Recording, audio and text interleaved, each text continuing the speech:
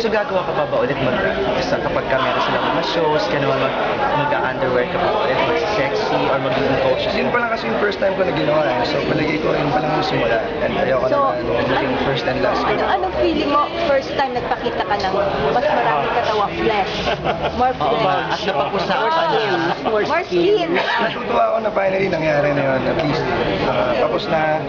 And kasi dati talagang hindi ko akalain na hindi ko ma-imagine yung sarili ko na gagawin ko yun in front of mga dandang mga tao. Pero salamat na lang at nangyari yun. At ngayon, na mas naging kampante ako, nagkaroon ako ng konting confidence na kaya ko rin naman pala gawin yun. Pinagpiestahan sa mga gay sites, yung mga iba't ibang angulo. Oo nga eh, dami.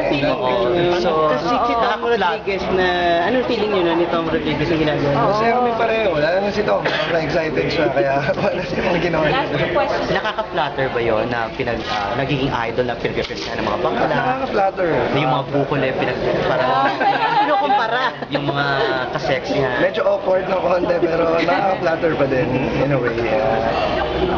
Nakakatuwa na napansin nila yung mga pinaghirapan namin dahil syempre para ma-achieve mo rin yung ganung physique, kailangan maghirap ka, mag-umpisa sa workout, pawis mo, diet. Kaya nakakatuwa na natuwa yung mga tao na nakapanood at na-appreciate nila lahat ng mga pinaghirapan namin.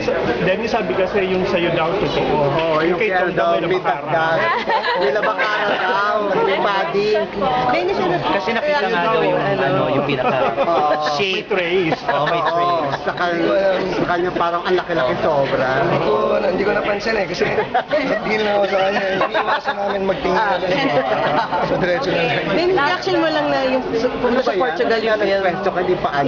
Yung film nila pumunta sa Portugal International Film. Ano reaction mo dun? Masaya. First time ko makaka-attend ng International Film Festival ko sa sakali. Nakasama yung pelikula na ginawa ko. Salamat lang talaga nangyari tong pelikulang to. Nagbukas na maraming pintuan. Lalo na pinasubik pa ng Star Cinema na hindi namin ina-expect lahat. Kaya sana maraming manood. Dennis, wala ka bang plano na ilagay sa coffee table book, yung kaseksihan mo, mga ganyan? Ang umpisahan mo na, para mas, Hindi ko pa naiisip pero immortalize, i-painting, ganyan, tingnan na natin. mag-graduate ka naman. idea. Si Tom, pwede siya Are i-paint. you open also sa Ganun. Talaga, open Kaya mo ka ba pagbaba ng ganon? Nang ganun kababa? Oo. Pwede. Mag-shape ka muna. Shape muna ako. So are you willing also to do it on a movie? Kasi parang it's just a fashion show eh, di ba? Yung ganun kaliring. Open na din siguro dahil Pati magpakita ng gawa na rin naman. Well, like si ano, Kung naayon naman sa eksena. si Ding Dong, pakita na ng back, di ba?